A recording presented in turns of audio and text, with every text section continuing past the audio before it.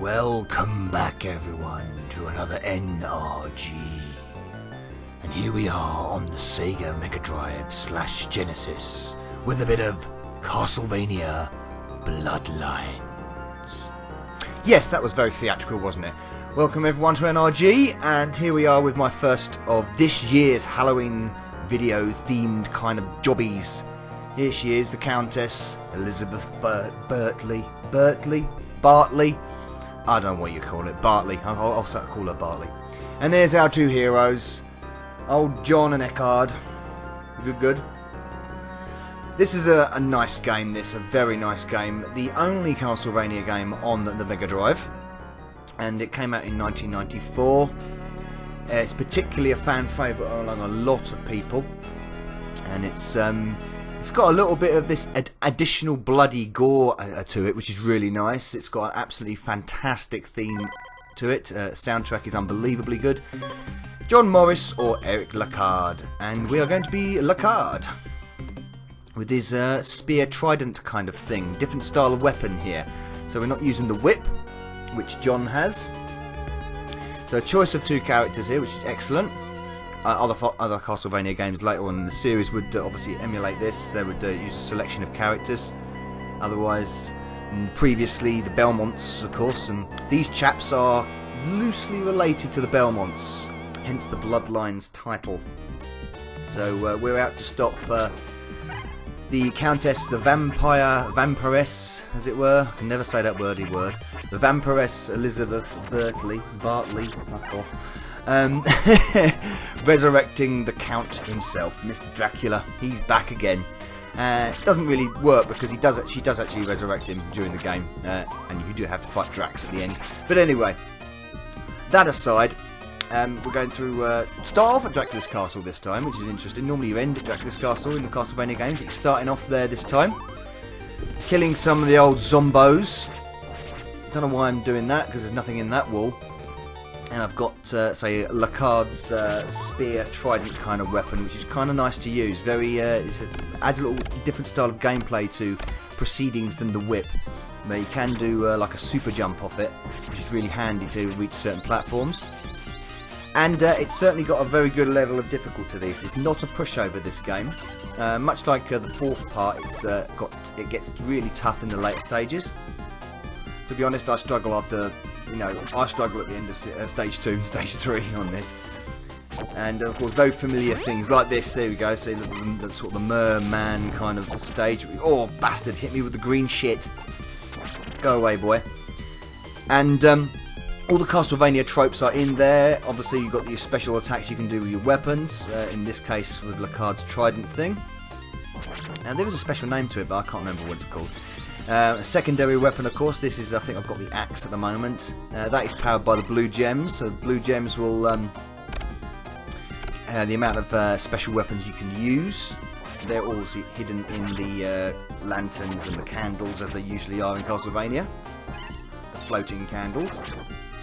Other special items and points, such as that cash, and another little boomerang weapon there. And here he is, the Hellhound. Nice little interaction with the background here, really nice. And lots of this goes on in this game. You've got lots of background effects, changing the gameplay as you go along, which is really nice. A lot of integration going on. Lovely graphics as well. The visuals are really, really nice. Yeah, a top job on the Mega Drive, it really is. And that music is absolutely fantastic. The classic Castlevania themes do make an appearance during the game as well.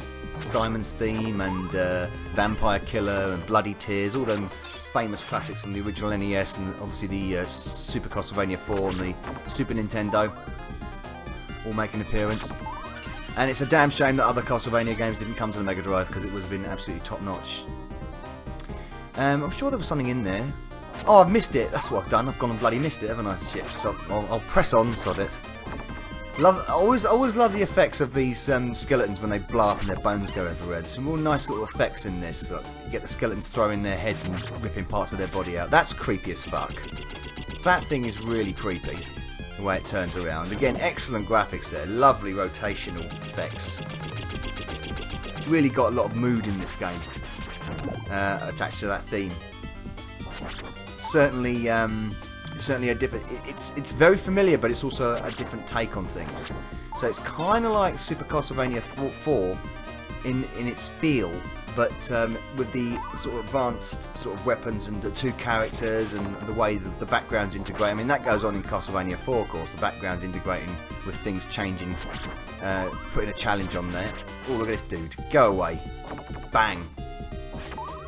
Some lovely scrolling too. But maybe the background sometimes are a little bit basic and a little bit blocky sometimes, but that's pretty much it. That's all I can really complain about it. The gameplay really is fluid, and there's also different paths you can take as well. So shades of Castlevania 2 there, where you can take certainly different paths in the game during gameplay. It's really nice. I love this. That skeleton in the background with the pendulum. Very nice. Jump! Big jump up the top. I've got my weapon is fully powered up at the moment. It's always good to have a green flame at the end of your trident, isn't it? Especially when there's two giant bloody skeletons doing some shenanigans there. Oh, he's got a big mace. Big old mace. I haven't given this game as much gameplay, to be honest, over the years as it deserves, to be fair. I have played the original Castlevanias a lot more than this one, which I shouldn't have really ignored it. Oh, this is up the bones, and boom, there we go. And I think we're approaching boss 1. Go away, you snaky thing. There's lots of speed to this. It's another thing that's slightly different from the Castlevania 4. I'm making a lot of comparisons with that game, probably because they're both 16 bits, but there's a lot of quick parts to it, unlike Castlevania 4, which is kind of like keeps a pace. This has got lots of speedy parts to it. So here we are with the boss for stage 1. You get a mini boss as you go through, and then you've got the main boss, which is this dude. Oh, you sodding bastard bitch! He jumped on my head. No! Oh, there we go. I knocked his axe off. That's better. Come on here, sunshine. Get this in the face. There you go. Knock that off. Knock your arm off, or whatever it was. Yeah, that was your arm. No, mate. No, mate. You're not hitting me from there. You're not hitting me from there. There you go. Have some of that. Oh, shit. Right into me. Go away. You're dead. Boom.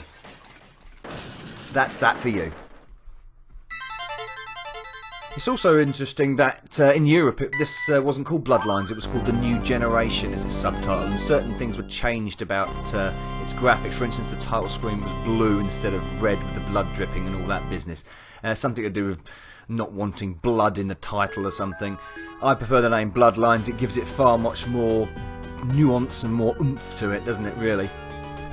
And like I say, it is a shame that the Castlevania didn't come to the Mega Drive a little bit more. It would have been nice to see another game on the platform, and it's got an interesting story. It's more up to date in a way. Where the other ones were set in the 19th century, this is actually set in the 20th century. So it's set at the beginning of the 20th century.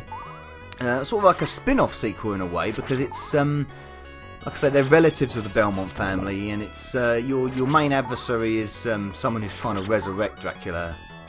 Normally, all the other games, Dracula is alive and well, or undead and well. Lovely little reflection effects there. Again, a little bit simplified. Some people would look at that and think a little simplified, but I think it's very good. This is a challenge. This reminds me of the staircase level in Super Castlevania 4, where the blade is chasing you. In this case, it's the water level that's chasing you. So you can't hang around, otherwise you're going for an early bath, an early permanent bath.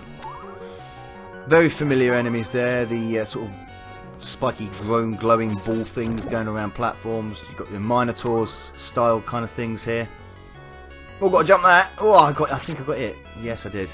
And I got it again. What a bellend. What a Belmont bellend. He's not a Belmont. What am I talking about? In fact, this chap's girlfriend has been turned into a vampire, so he's got a bit of an axe to grind. Literally. Stair mechanics work exactly the same as well as original Castlevania games, and you've got multi-directions. When you power up your weapon, you've got more directions to hit your weapon in become available. So, like diagonal, for instance, diagonal hits. Can't hit with your basic standard weapon at the beginning before it's powered up. You can't hit it diagonally. You can. Here we go. There's Mr. Waterboy doing his rain dance. Rain, rain, rain, rain. Come on, rain. Now, I'll give you 20 bug points in the comments if you know what that is from. What sitcom that is from. There we go, he's done and dusted. It's really nice background graphics there, I like those. And then we've got this double boss thing here. I think this is the mid-boss, but he's a bastard. This guy's a bastard. If I generally don't... Oh, bloody... Well, that's... Oh, well, I'm off to a terrible start there. So, it doesn't look like I'm going to last long here. There we go. Gotcha in the nads. Don't jump on my edge, you fuck. Oh, he's killed me. Well, that was that. Anyway, I'm got to come up past the 10-minute mark anyway. So that is Castlevania Bloodlines on the Sega Mega Drive. A fantastic game. And definitely one for the collectors and definitely one for the fans. Cheers. Love a bug. Out.